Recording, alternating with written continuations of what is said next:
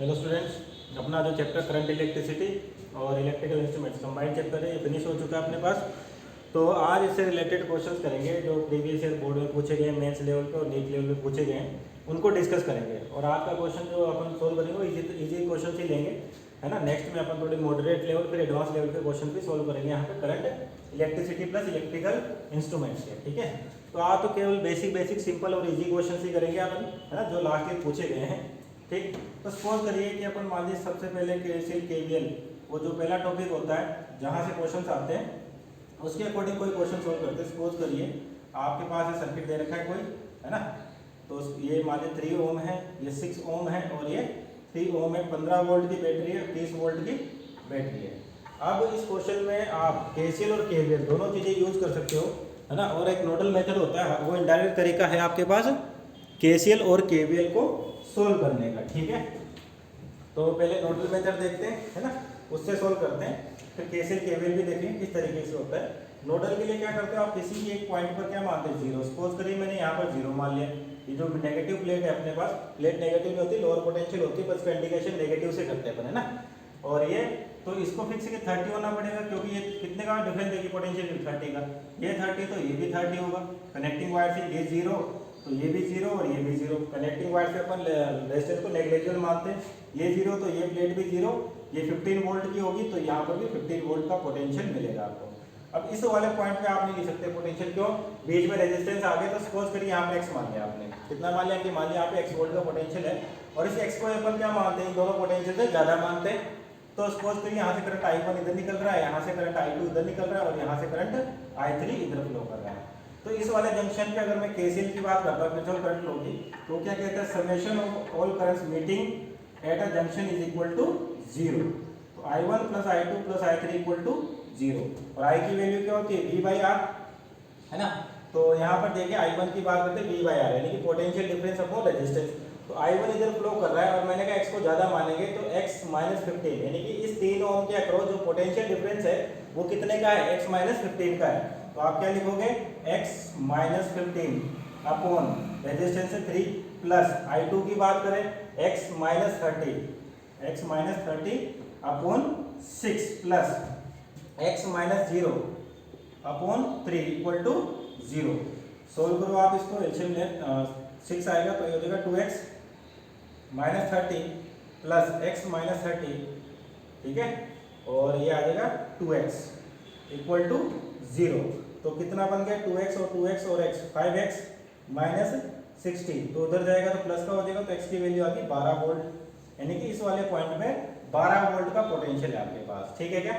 अब I1 की value निकालते हैं। तो I1 की वैल्यू क्या है, x माइनस 15/3, यानी कि 12 माइनस 15/3, यानी कि आ गया माइनस का 1 एम्पियर। तो माइनस का इंडिकेट कर रहा है कि आपकी जो करंट की डायरेक्शन I1 इधर मानी, ये इधर ना हो कि एक्चुअल में किधर थी, इस डायरेक्शन में थी, ठीक है ना। तो माइनस केवल अपने को ये बताता है कि आपने जो डायरेक्शन ली है उसके रिवर्स डायरेक्शन में आंसर है, यानी कि आंसर तो 1 एम्पियर ही है, लेकिन वो फ्लो किधर कर रहा है, इस डायरेक्शन में फ्लो कर रहा है। उसी तरह से अगर मैं I2 निकालूं, I2 की वैल्यू हो जाएगी आपके पास x माइनस 30/6, यानी कि 12 माइनस 30/6, तो ये हो गया माइनस का 18/3, यानी कि माइनस का 3 एम्पियर, ठीक है क्या। तो माइनस का इंडिकेट कर रहा है, सॉरी x माइनस 30 यानी कि 12 माइनस 30 तो बाई 6, यानी कि माइनस का 3 एम्पियर। तो माइनस का 3 एम्पियर जो है आपके पास वो क्या है, जो डायरेक्शन आप मान रहे हो उसके जस्ट रिवर्स है, यानी कि इधर ना जाके करंट आपका इधर फ्लो कर रहा है, ठीक है। I3 की बात करते हैं। तो I3 कितना, x माइनस 3, यानी कि आपके पास 12/3, तो आ गया 4 एम्पियर। तो यहाँ पर तो पॉजिटिव ही मिल रहा है, मीन्स आपके पास क्या है, जो आपने डायरेक्शन मानी है I3 की वो सही है। बाकी I1 और I2 की आपके डायरेक्शन क्या है, रिवर्स है ना। तो यानी कि सर्किट आप देखोगे इस तरीके से दिखेगा, ये हो गया I1, ये हो गया आपके पास I2 और ये हो गया I3, इस तरीके से। तो 1 यहाँ से एंटर कर रहा है, 3 यहाँ से एंटर कर रहा है और 4 यहाँ से निकल रहा है। तो सेटिस्फाई कर रहा है किसको, केसीएल को, किरचॉफ करंट लॉ की इक्वेशन को। अब मान लीजिए आप इसको जो बुक्स में तरीका दे रखा होता है उस तरीके से भी सोल्व करें, वैसे भी आंसर आता है, उस तरीके को भी देख लेते हैं एक बार किस तरीके से किया जाता है। जिनको नोडल मेथड में दिक्कत आती है, हालांकि नोडल मेथड ही यूज करें मैक्सिमम टाइम, ये आपके लिए इजी होता है, ठीक है ना। लेकिन अगर आपको दूसरे तरीके से सोल्व करना है कि इक्वेशंस बनाकर, तो वो भी कर सकते हैं, कोई दिक्कत नहीं है। जैसे मान लीजिए सर्किट दोबारा बनाते हैं अपन, ये था आपके पास इस तरीके से,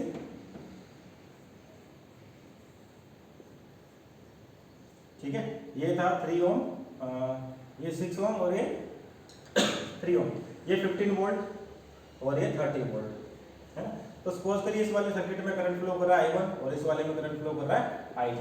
I1 I2 की डायरेक्शन आप कुछ भी मान सकते हो, जरूरी नहीं जो मैंने लिखी है क्लॉकवाइज एंटी क्लॉकवाइज, जैसे आपकी इच्छा हो, कोई दिक्कत नहीं होती, आपका आंसर सही आता है ना। तो अगर मान लीजिए मैं इस वाले लूप की बात करता हूँ, क्लोज लूप बन गया और ये भी क्या बन गया, क्लोज लूप बन गया, ठीक है क्या। तो क्लोज लूप में बैटरी पे प्लस माइनस कैसे मार करते हैं, ये माइनस होता है, ये प्लस, करंट ऐसे फ्लो कर रहा था, रेजिस्टेंस का प्लस ये होगा, माइनस ये होगा, इसमें यहाँ पर ये प्लस होगा और ये माइनस होगा, इस तरीके से। तो फर्स्ट लूप के लिए केवीएल लगाते, तो फ्रॉम केवीएल किसके लिए, फॉर फर्स्ट लूप है ना। तो नेट पोटेंशियल क्या होना चाहिए, जीरो, ये कहता है sigma E equal to zero. तो देखिए सिग्मा ई की बात करते हैं, तो यहाँ से चलना शुरू करते हैं, इक्वेशन लिखना शुरू करते हैं, माइनस से प्लस जा रहे हैं मतलब वैल्यू बढ़ रही है, तो आपका पॉजिटिव आएगा, प्लस से माइनस जा रहे हैं नेगेटिव, और कितना आएगा रेजिस्टेंस के across, V equal to I R, I की वैल्यू कितनी I1 मानिए और R कितना 3, ठीक है। नेक्स्ट प्लस से माइनस आ रहा है, वैल्यू डिक्रीज होगी तो माइनस आएगा, पर इस वाले पर दो करंट है आपके पास, एक तो I1 भी है और एक I2 भी है। तो I1 और I2 की बात करें, I1 इधर फ्लो कर रहा है, I2 भी इधर फ्लो कर रहा है, यानी कि दोनों एक दूसरे को सपोर्ट कर रहे हैं, तो आपका I1 प्लस I2 आएगा इनटू रेजिस्टेंस कितना 3 बराबर 0, ये पहली इक्वेशन। उसी तरह से मालूम है सेकंड के लिए फ्रॉम KVL, ठीक है, ऑन सेकंड लूप या फॉर सेकंड लूप, जो भी आपके पास सेकंड लूप। तो क्या करोगे, अब इसमें देखो प्लस माइनस मार्क करते हैं, ऐसे करंट फ्लो कर रहा है, ये तो माइनस होगा इसे, ये प्लस होगा, बैटरी के लिए करंट ऐसे जा रहा है तो इस बार ये प्लस होगा, ये माइनस होगा, ये प्लस होगा, ये माइनस होगा। तो लिखना चालू करिए, आपके पास केवीएल की इक्वेशन सेकंड के लिए है ना। तो आप देखिए यहाँ पर भी आपका जो करंट है वो कैसे फ्लो कर रहा है, माइनस से प्लस, यानी कि नेगेटिव से पॉजिटिव या लोअर पोटेंशियल से हायर पोटेंशियल जा रहा है। तो आपके पास क्या लिखोगे, प्लस का 30, क्या लिखोगे, प्लस का 30। उसके बाद इधर से इधर गए तो प्लस से माइनस, यानी कि माइनस का 6I2। अब यहाँ पर प्लस से माइनस, तो माइनस तो आएगा ही सही, लेकिन करंट की जो वैल्यू है वो I2 प्लस I1 हो जाएगी इंटू 3 बराबर 0। ये सेकंड इक्वेशन होगी आपके पास KVL के अकॉर्डिंग। दोनों को सोल्व करिए तो आपके पास I1 I2 की वैल्यू आ जाएगी, तो इस वाले में I1 plus I2 current flow करेगा। अगर मान लीजिए आप किसी एक करंट की डायरेक्शन को ऐसे ना अज्यूम करके दूसरे तरीके से अज्यूम करते, सपोज करिए आपके पास जो करंट है वो आप ऐसे अज्यूम कर लेते, तब भी कोई दिक्कत नहीं आती। I2 बैटरी में तो ये माइनस रहेगा, ये प्लस ही रहता है। इस बार करंट ऐसे फ्लो कर रहा है तो यहाँ पर प्लस ऐसे आएगा, माइनस यहाँ पर प्लस माइनस, ठीक है। तो इक्वेशन में कहाँ पर चेंज आता है, पहली वाली इक्वेशन देखिए कहाँ पर चेंज आता है, इस वाले टर्म में चेंज आता है आपके पास। यहाँ तो सही है प्लस माइनस, अब ये करंट ऐसे जा रहा है, ये करंट ऐसे जा रहा है, यानी कि एक दूसरे को अपोज कर रहे हैं, तो माइनस होगा। और पहले किसको लिखे, I1 को लिखे। I1 को क्यों, जिस लूप में आप KVL लगा रहे हो उस लूप के करंट को ज्यादा मान के चलते हैं ना, तो यहाँ पर एक चेंज आता है पहली इक्वेशन में, ठीक है। दूसरी की बात करते हैं तो ऐसे करंट फ्लो कर रहा है, इस बार प्लस से माइनस जा रहा है बैटरी पर, तो वैल्यू डिक्रीज हो रही है, तो सेकंड के लिए आप क्या लिखते हैं, माइनस का 30 है ना। इसके लिए प्लस से माइनस, माइनस तो आएगा ऐसे, और I2 इधर जा रहा है, I1 इधर जा रहा है, तो क्या होगा, बाकी सब्ट्रैक्ट होंगे, लेकिन इस बार I2 ज्यादा होगा I1 से। क्यों, अपन सेकंड लूप की बात करते हैं, जिस लूप की बात करें उस लूप के करंट को ज्यादा मान के चलते हैं, इंटू 3 है ना। उसके बाद माइनस 6I2 बराबर 0। अगर आप ऐसे मानते हैं तो ये डिफरेंस आता है, ठीक है क्या। तो इस तरीके से भी आप सोल्व कर सकते हो, हालांकि नोडल मेथड ही सही रहता है, इसमें इक्वेशंस बनती है, सोल्व करिए आपका आंसर आ जाएगा, ठीक है। और न्यूमेरिकल लेते हैं, देखो हमारे नेक्स्ट न्यूमेरिकल की बात करते हैं, है ना। सपोज करिए आपके पास इस तरीके से दे रखा है, एक बैटरी यहाँ पर है और एक सेल है यहाँ पर, सॉरी रेजिस्टेंस, यहाँ पर भी मान लीजिए एक बैटरी और ये रेजिस्टेंस, ठीक है क्या। यहाँ पर मान लीजिए एक रेजिस्टेंस है आपके पास, और यहाँ पर भी एक बैटरी और एक रेजिस्टेंस मान लेते हैं, ठीक है, इस तरीके से। अब मान लीजिए 1 वोल्ट और ये 1 ओम, 2 वोल्ट 2 ओम का रेजिस्टेंस है ना, इसको मान लीजिए 3 वोल्ट और 3 ओम का रेजिस्टेंस, ये 1 ओम और 1 वोल्ट मान लेते हैं, ताकि और ये भी 1 ओम का रेजिस्टेंस है। अब आपको करना क्या है, हमारे सर्किट की सेल की डायरेक्शन ऐसे कर देंगे, इसकी ऐसे कर देंगे 3 वोल्ट, ठीक है, कोई दिक्कत नहीं। अब आपको ये मान लीजिए point A B C D, आपसे पूछा गया BD के अक्रॉस पोटेंशियल डिफरेंस बताइए, कि BD जो दिख रहा है आपको पॉइंट, जो रेजिस्टेंस BD के अक्रॉस यानी कि 1 ओम का रेजिस्टेंस है, उसके अक्रॉस पोटेंशियल डिफरेंस बताना है आपको कि कितना होगा। तो क्या तरीका है, देखो क्या करना है, नोडल मेथड से सोल्व कर लेते हैं। अब रेजिस्टेंस को आप बैटरी के एक साइड बनाइए दूसरी साइड बनाइए, कोई फर्क नहीं पड़ता, यानी कि ये 1 ओम रेजिस्टेंस और 3 ओम। अगर मान लीजिए जो भी करंट जाएगा या तो ऐसे जाएगा या ऐसे जाएगा, तो देखिए यहाँ से ऐसे जा रहा है, तो मतलब ये दोनों तो सीरीज में ही होंगे, तो इन दोनों को 2 और 1 को क्या लिख सकते हो आप, 3 लिख सकते हो। बैटरी की बात करते हैं, बैटरी एक दूसरे को सपोर्ट भी करती है और अपोज भी करती है। अगर नहीं समझ आता तो आप क्या करो, बैटरी को 1 वोल्ट और 2 वोल्ट अलग अलग बना लो, या चाहे तो एक साथ इन दोनों का रिजल्टेंट आप एक करके बना सकते हो, ठीक है क्या। तो देखिए इस डायग्राम को अगर मैं ऐसे बना दूं थोड़ा सा, ये आपके पास 1 वोल्ट, ये रेजिस्टेंस है, और ये मान लिया आपके पास 2 वोल्ट, ठीक है, और ये इस तरीके से, ये हो गया 1 वोल्ट, ये हो गया आपके पास 2 वोल्ट, ठीक। और यहाँ पे भी देखिए 3 ओम और 1 ओम क्या है, दोनों आपके पास ऐड हो जाएंगे सीरीज में। बैटरी आपके पास कितने की, 3 वोल्ट की, और ये हो गया 4 ओम, और ये हो गया आपके पास 4 ओम हो गई, बैटरी 3 वोल्ट की है, और ये भी 1 वोल्ट की बैटरी है, और ये रेजिस्टेंस हो गया आपके पास 1 ओम का। आप चाहे तो ऐसे बना लो, आप चाहे तो बैटरी को भी इजी कर सकते हो, दोनों बैटरी को हटा के एक सिंगल बैटरी रिप्लेस कर सकते हो, ठीक है। जो भी करंट इसमें फ्लो करेगा और इसमें भी जो करंट फ्लो करेगा, यानी कि दोनों सेल भी क्या दिख रहे हैं आपको, सीरीज में दिख रहे होंगे। पर पोलैरिटी की बात करें, पोलैरिटी डिपेंड करती है कि पोलैरिटी कैसी है, कब प्लस लेंगे कब माइनस लेंगे, वो चीज होती है, ठीक है क्या। जैसे मान लीजिए इसमें करंट I1 मैंने ऐसे बोला कि ऐसे फ्लो कर रहा है कोई करंट, तो यानी कि यहाँ से यहाँ जा रहा है अपन, तो यानी कि माइनस से प्लस, यहाँ पे भी क्या प्लस से माइनस आ रहा है, ठीक है क्या। अब ये 2 वोल्ट की बैटरी है तो फिक्स इससे ज्यादा करंट निकलेगा, इससे कम करंट निकलेगा। अगर ये बैटरी करंट देती है तो इसको इसमें से सब्ट्रैक्ट कर दो, जो रिजल्टेंट आएगा उसकी डायरेक्शन यही बनाइए आप जो ज्यादा वाले की है, ठीक है। यानी कि इन दोनों को हटाकर मैं अगर सिंगल बैटरी बनाना चाहूँ तो वो भी कर सकते हो आप, कोई दिक्कत नहीं। जैसे इस तरीके से ही बनेगी, और कितने की बनेगी, 1 वोल्ट की। ऐसा क्यों बनाया, जिसका पोटेंशियल ज्यादा उस वोल्ट की बैटरी को ज्यादा लेना आपको, ठीक है क्या। आप अगर ऐसा नहीं है तो आप क्या करो, कहीं पर एक्स और वाई मान के चलना शुरू कर दो, आपके पास एक्स की वैल्यू आ जाएगी, ठीक है, जैसे आपको अच्छा लगे, ठीक। तो ये हो गया आपके पास सर्किट, और ये हो गया एक सर्किट। अब इसमें देखिए ये 3 वोल्ट का है ना, और ऐसे फ्लो करेगा, ये सपोर्ट करेगा दूसरे को, टोटल कितना हो जाएगा, 3 और 1 4 वोल्ट हो जाएगा, ठीक। अगर नहीं करना आपको तो कुछ नहीं, बस आपको रेजिस्टेंस मान लो और लिखना चालू कर दो, क्या दिक्कत है, ठीक है। तो सपोज करिए आगे 1 वोल्ट, ये कितने का है, कितने का हो गए थे, 2 और 1 3 ओम का रेजिस्टेंस, तो ये हो गया आपका 3 ओम, ये 1 वोल्ट सॉरी 3 वोल्ट की बैटरी है, और ये 1 वोल्ट की बैटरी है, ठीक। कहीं पर भी 0 मान लिया, सपोज करिए इस वाले पॉइंट पे 0 मान लिया, तो ये प्लेट 0 होगी, तो ये कितना होगा 1 वोल्ट होगा। यहाँ पे 0 तो ये 0, तो ये कितने का 3 का आएगा, ठीक है क्या। अब इस वाले पॉइंट पर और इस वाले पॉइंट पे अपने को नहीं पता, ठीक है ना, पोटेंशियल, क्योंकि रेजिस्टेंस आ गया है, ये 3 वोल्ट, रेजिस्टेंस की वैल्यू आपके पास 4 वोल्ट की है ना। तो आपको यहाँ पर x मान लो, क्या मान लो, x मान लो, ठीक है। सपोज कर x मान लो, तो ये प्लेट पे कितने की x, तो इस वाले में कितना होगा x माइनस 1 का, कितने का पोटेंशियल डिफरेंस आएगा, क्योंकि this minus this should be equal to 1 volt होना चाहिए आपके पास, तो ये आ गया। तो इस वाले पॉइंट पे कितने का हुआ है, x माइनस 1 का, जो पोटेंशियल यहाँ पर है वही यहाँ पर है। अब लगा के केसीएल किरचॉफ करंट लो, तो क्या होगा आपके पास, जो करंट यहाँ जाएगा, सपोज करिए I1 है, ये I2 है, और ये I3 है, तो I1 plus I2 plus I3 should be equal to क्या होना चाहिए, 0 होना चाहिए अकॉर्डिंग टू केसीएल, किसी भी जंक्शन की बात करें तो, ठीक है क्या। अब I1 की वैल्यू बात करें तो I1 के लिए ये यहाँ से रेजिस्टेंस है आपके पास कितने का, 3 ओम का, इसके क्रॉस ड्रॉप कितने का है, इस दिस माइनस दिस, ठीक है क्या, ये हो जाएगा आपके पास, है ना।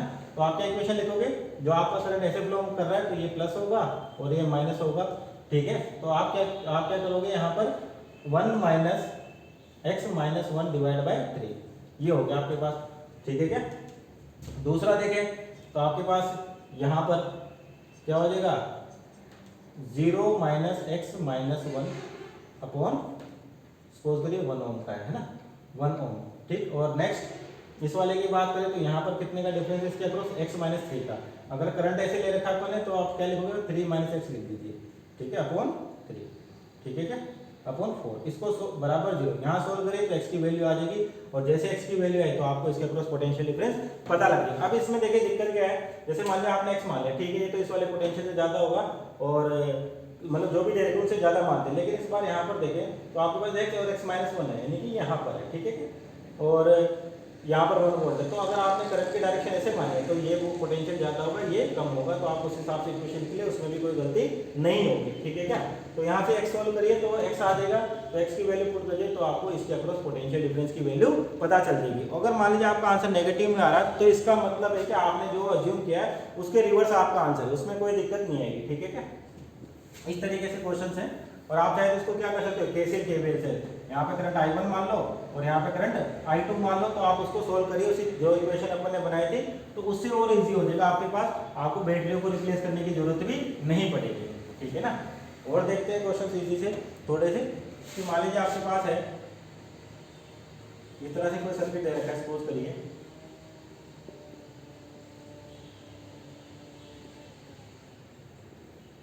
ठीक है, मान लीजिए सर्किट दे रखा है, ठीक, ये सपोज करिए 2 वोल्ट है और 2 ओम का रेजिस्टेंस है, ये 4 वोल्ट है, ये भी 2 ओम का रेजिस्टेंस मान लो, ये 4 वोल्ट, ये भी 2 ओम रेजिस्टेंस, और ये मान लीजिए आपके पास 4 ओम का रेजिस्टेंस है।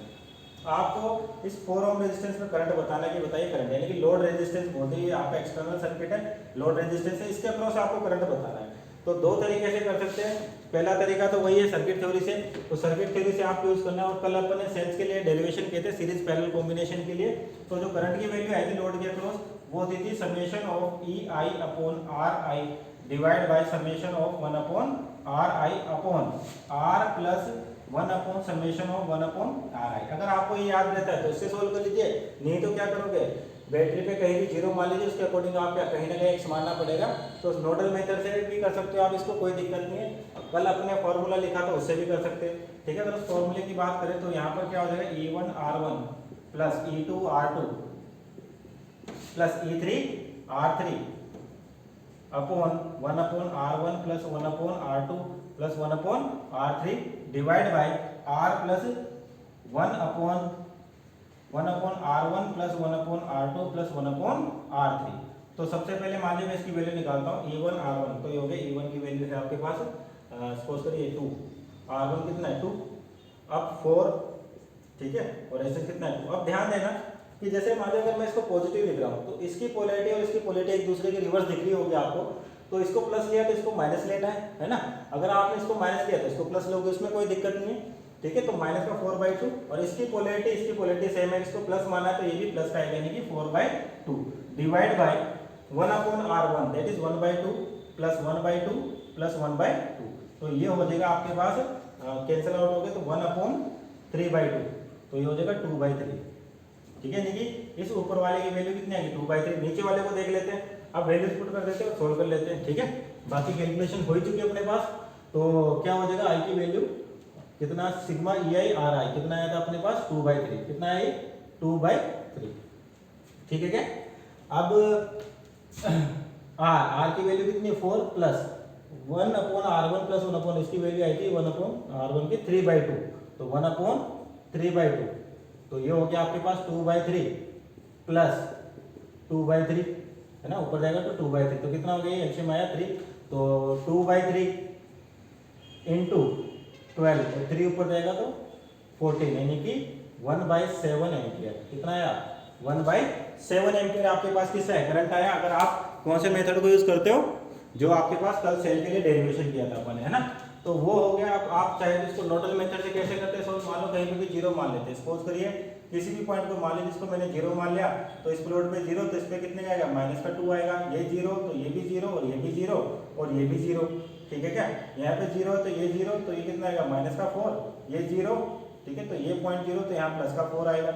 अब आपके पास एक पॉइंट बचा, यहाँ पर सपोज करो x मान लो, तो ये भी x होगा, ये भी x होगा और ये भी x होगा। यहाँ से x की वैल्यू निकालिए, इसके अक्रॉस पोटेंशियल डिफरेंस आएगा, तो I की वैल्यू सिंपल क्या हो जाएगी, जो भी आएगा मान लीजिए x माइनस 0 ये आंसर आ जाएगा, ठीक है। नोडल से इजी होते हैं, है ना, नोडल मेथड यूज करिए आप, उससे इजी होते हैं, उसमें कोई दिक्कत नहीं आएगी। आप हर ब्रांच में हर सर्किट में करंट पूछे, इसमें पूछता है, इसमें पूछता है, इसमें पूछता है, तो आप करंट की वैल्यू बता सकते थे। क्यों, क्योंकि अपने पास क्या x की वैल्यू आती है, इसके अक्रॉस पोटेंशियल डिफरेंस, इसके अक्रॉस पोटेंशियल डिफरेंस, इसके अक्रॉस पोटेंशियल डिफरेंस मिलता, तो आप कोई से भी ब्रांच में करंट की वैल्यू फाइंड आउट कर सकते थे, ठीक है क्या।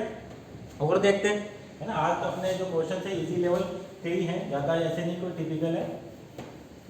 मान लीजिए आप और देखो क्वेश्चन इसमें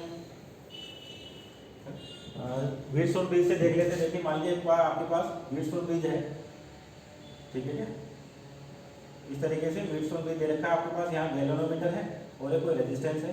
सपोज करिए यहाँ पर एक और रेजिस्टेंस लगा रखा है, इसकी वैल्यू R है ना, मान लीजिए 100 ओम है, ये 200 ओम है, इसको 40 बोल देते हैं और इसको 10, है ना, 10 या 100 ले लें, ठीक है।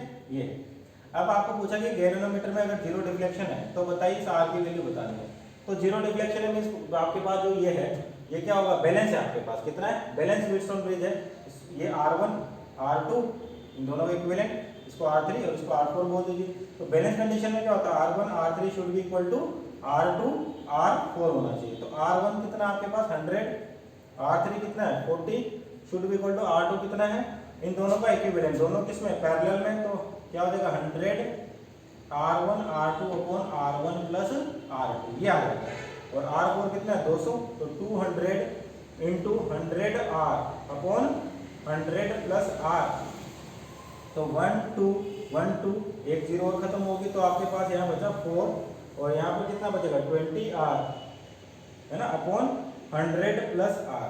ठीक है क्या, तो क्या हो गया ये 400 plus 4R is equal to 20R, तो ये हो गया 400 16R, तो R की वैल्यू आ गया आपके पास 1400/16 ओम। ये जो रेजिस्टेंस है आपके पास इस तरीके से, ये क्वेश्चन था, आपको ऑलरेडी दे रखा है कि बैलेंस व्हीटस्टोन ब्रिज है, तो उस अननोन रेजिस्टेंस की वैल्यू बताइए। तो करना कुछ नहीं, दोनों पैरेलल में, इसकी वैल्यू ये है और बैलेंस है, तो इसका और इसका मल्टीप्लिकेशन, इसका और इसका मल्टीप्लिकेशन क्या आएगा आपके पास, सेम आएगा। ठीक है, ये है आपके पास। एक और देखते हैं, न्यूमेरिकल सपोज करिए, है ना, कि मान लीजिए आपके पास कोई सर्किट है, इस तरीके से कोई सर्किट दे रखा है,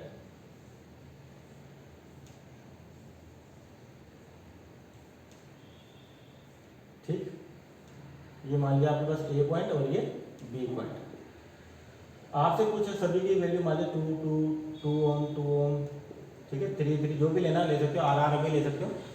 आपसे पूछा कि AB के अक्रॉस इक्विवेलेंट रेजिस्टेंस बताइए, RAB बताना है। ठीक है क्या, तो RAB अगर आपको ध्यान हो तो ये कुछ सिमेट्री सर्किट जैसा दिख रहा है आपको, कि जैसे अपने सिमेट्री सर्किट सोल्व किए थे। ठीक है, तो सिमेट्री सर्किट का मतलब क्या, अगर इसमें देखिए कौन सी सिमेट्री मिलेगी आपको, मिरर सिमेट्री भी है, फोल्डिंग सिमेट्री भी है, जो है उस तरीके से। ठीक है, या इस तरह से बोलते जो करंट है यहाँ से जैसे आ रहा है, इसको 2 और 2 तो 4 हो जाएगा, ये भी 4 हो जाएगा। यहाँ पर इसके अक्रॉस बैटरी लगी हुई है, जो भी करंट आएगा ऊपर निकलेगा और नीचे जाएगा, और यहाँ पे भी देखोगे आप तो यहाँ से और यहाँ से आता हुआ लगेगा आपको, तो यानी कि इस ब्रांच में कोई करंट नहीं जाएगा आपके पास, यानी कि दोनों कनेक्शन को आप इस तरीके से कर सकते हो, हटा सकते हो। ठीक है, या फिर आप चाहते तो क्या कर सकते थे कि ये आपके पास फोल्डिंग सिमेट्री उठा के इसको रख दो, इसके ऊपर नीचे वाले पार्ट को उठा के इसके ऊपर रख दो, ये फोल्डिंग सिमेट्री होगी, ये मिरर सिमेट्री होगी, जैसे आपको अच्छा लगता है मिरर सिमेट्री होगी, तो यानी कि ये वाला पॉइंट हट जाएगा। ठीक, तो अगर मैं इसको उठा के इसके ऊपर रखूं तो आपके पास क्या होगा, जो सर्किट डायग्राम है कुछ इस तरीके से दिखेगा, है ना। अपन कौन सी सिमेट्री ले रहे हैं, फोल्डिंग सिमेट्री ले रहे हैं इसमें। ठीक है, यानी कि फोल्ड कर रहे हैं इनको। ठीक, तो आपका सर्किट कुछ इस तरीके से बन जाता है। ठीक, ये हो गया आपके पास, और ये हो गया, तो ये कॉमन पोटेंशियल पॉइंट, यानी कि ये और ये आपस में क्या हो जाता है आपके पास, सेम पोटेंशियल के बीच में कनेक्ट होते हैं। ये पॉइंट सपोज करिए ए है और ये बी है, ये सी है और ये डी है। तो अगर आप ढंग से देखोगे तो इन दोनों को हटा के क्या कर दो, 4 ओम का कर दो, है ना। अब देखो नीचे वाला सर्किट ऊपर वाला सर्किट एक जैसे ही, यानी कि ये इस तरह से, यानी कि इसके अक्रॉस जो पोटेंशियल और इसके अक्रॉस जो पोटेंशियल है वो दोनों क्या है, सेम है, यानी कि दोनों किसमें पैरेलल में। तो ये 4 हो गया और ये भी 4, तो 4 और 4 का कितना मिल जाएगा अपने को, 2 मिल जाएगा, यानी कि इसका इक्विवेलेंट है, यहाँ पर 2 आ गया, ये और ये दोनों क्या होते हैं 1 हो जाता, और ये भी क्या हो जाता 1 हो जाता। तो कितना हो गया अपने पास 1 और 1 2, और 2 और जो आपके पास ये दोनों पैरेलल हो जाते, तो आंसर आता 1 ओम। कितना आता 1 ओम। ठीक है क्या, है ना। तो ये है आपके पास फोल्डिंग में क्या होता है कि पोटेंशियल पॉइंट ढूंढते हैं, यानी कि इस पॉइंट का पोटेंशियल, इस पॉइंट का पोटेंशियल, इस पॉइंट का पोटेंशियल और इस वाले पॉइंट का पोटेंशियल सेम है। मतलब ये रेजिस्टेंस और ये रेजिस्टेंस आपस में कैसे कनेक्ट है, पैरेलल में। 2 और 2 का 4, 2 और 2 का 4, और 4 ओम और 4 ओम कैसे हैं, पैरेलल में, तो उसका इक्विवेलेंट कितना होगा 2। अब ये 2 और ये 2, ये 2 और ये 2 आपस में कैसे हैं, सेम पोटेंशियल के बीच में, जो पोटेंशियल यहाँ पर है वही पोटेंशियल यहाँ पर है, और ये कॉमन पॉइंट है, तो ये और ये भी आपस में कैसे पैरेलल। तो 2 और 2 का कितना होता है 1, और 2 और 2 का कितना होता है 1, तो 1 और 1 किसमें है, सीरीज में, तो 2 और 2 और 2 कितना आ गया 1 ओम आ गया आपके पास। ठीक है क्या, तो ये अपने पास इसके इक्विवेलेंट रेजिस्टेंस का क्वेश्चन है जो पूछा गया था। ठीक है, आप चाहे तो इसमें मिरर सिमेट्री भी लगाइए, तब भी आपका आंसर सेम आएगा, मिरर सिमेट्री भी यूज कर सकते हैं। ठीक, अब मान लीजिए जैसे आपको एक और सर्किट कहते हैं कंबाइन करके, या फिर एक लैंग्वेज क्वेश्चन था उसको देखते हैं अपन।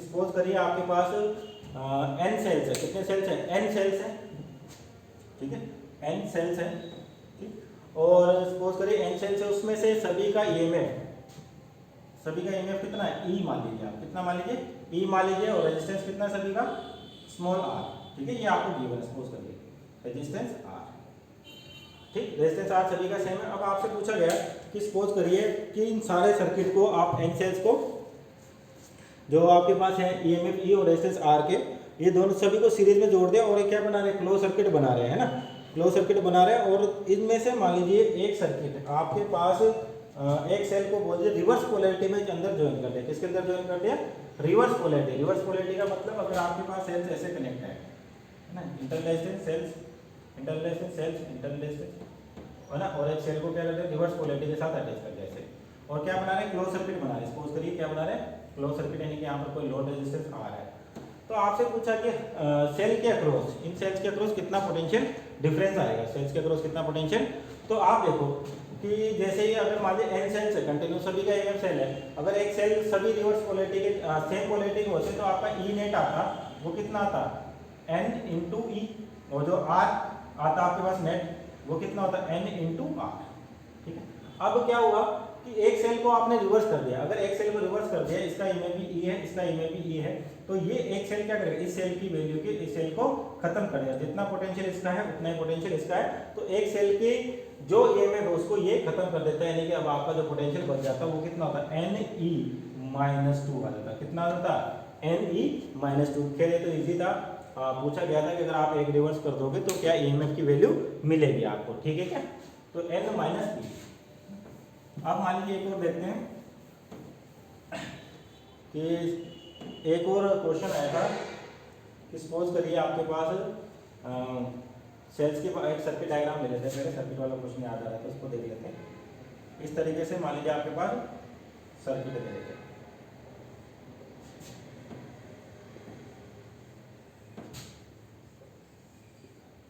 ठीक है, यहाँ पे मान लीजिए आपके पास एक बैटरी दे रखी है इसमें, और ये रेजिस्टेंस हमारे सभी की वैल्यू आर है, इसकी वैल्यू भी R R R R R R R R और बी।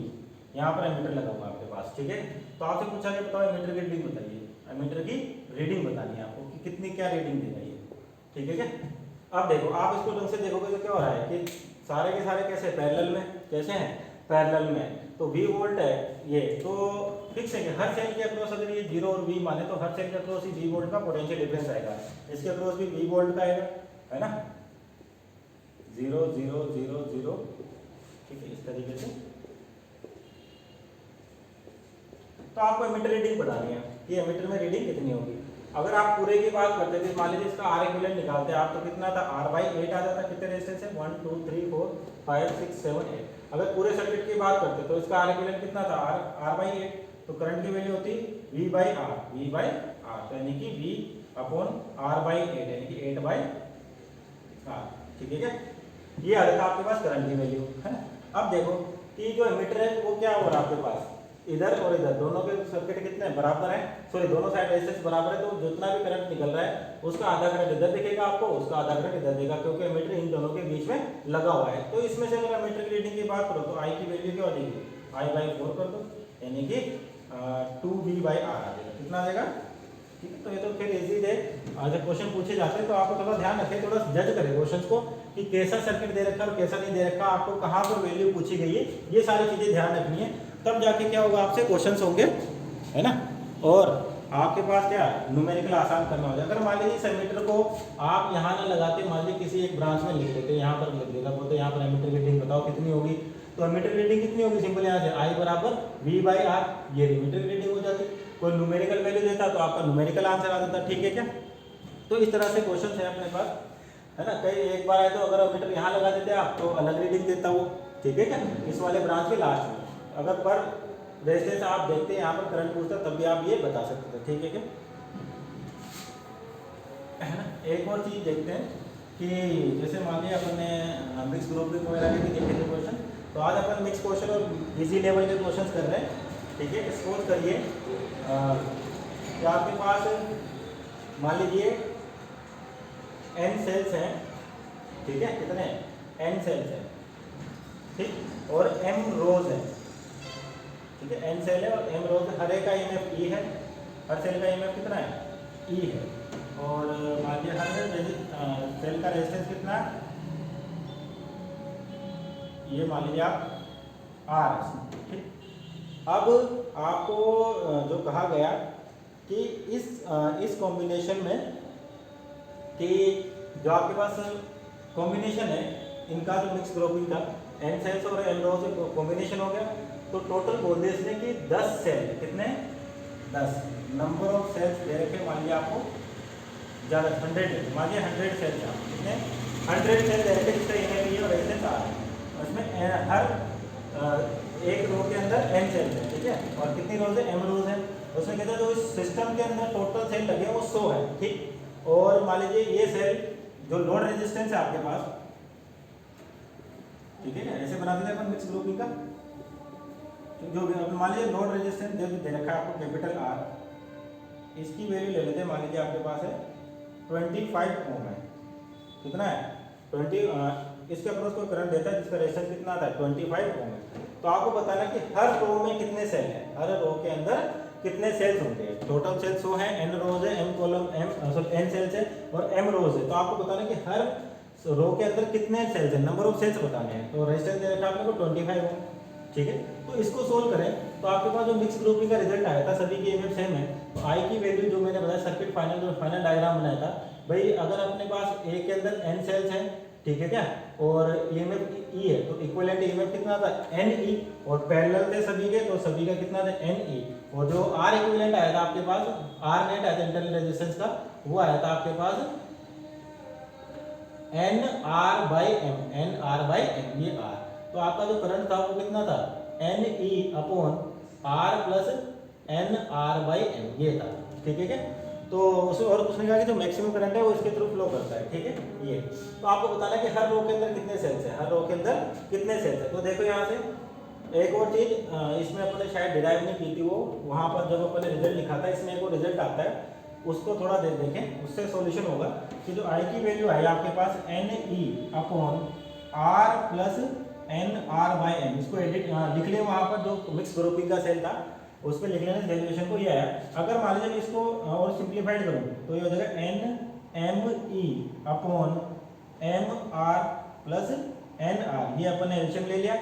अब इसको थोड़ा सा रीअरेंज करके लिखा हुआ है, आपको ध्यान रखना, देखो कैसे लिखते हैं इसको रीअरेंज करके, इस वाले इक्वेशन को आई की वैल्यू, यानी कि जब मैक्सिमम करंट की बात की जाए, मैक्सिमम पावर ट्रांसफर थ्योरम देखी थी अपन ने, जब इंटरनल रेजिस्टेंस किसके बराबर हो, जो एक्सटर्नल रेजिस्टेंस है, लोड रेजिस्टेंस है, तब जाके आपके पास मैक्सिमम पावर ट्रांसफर होती है। तो वहीं से थोड़ा सा मैक्सिमम पावर के लिए क्या करते हैं, देखो इसको रीअरेंज करके लिखे एन एम ई, इसको इस तरह से लिखा गया है एन आर, है ना, माइनस एम आर का whole square minus under root to